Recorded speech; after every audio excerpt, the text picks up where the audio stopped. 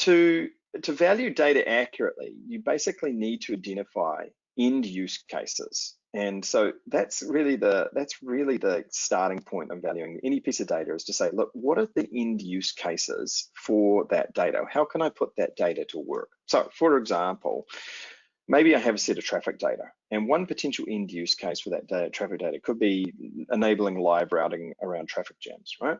So once we understand that end use case, we can then begin to build a business model associated with that end use case. So we might, for example, charge a subscription model for that live routing around traffic jams, or we could even do it a charge per use, right? But that's then starting to convert a set of data into something we can generate value from. And then once we understand this business model, we're then able to build a business case. And the business case is all of the typical things you'll see within a business case. We look at revenue, we look at cost, we look at risk, we look at time, we look at cost of capital.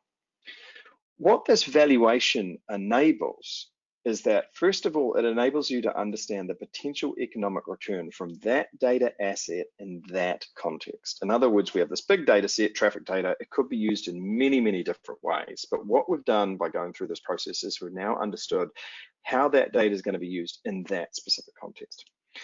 Secondly, it enables us to justify the investment required to deploy that business case.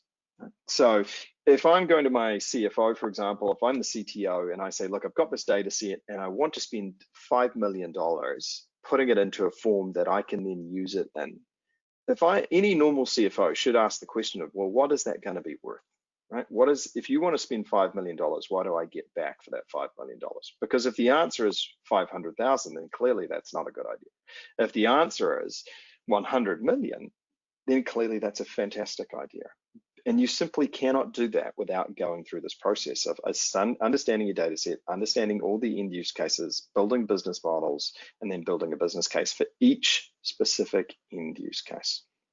And this also enables you to evaluate the return that you're going to get from that data versus the cost associated with extracting it, and also the risk. And this is a factor that is often overlooked by people. They look at maybe this and this, but they don't look at this a lot of the time.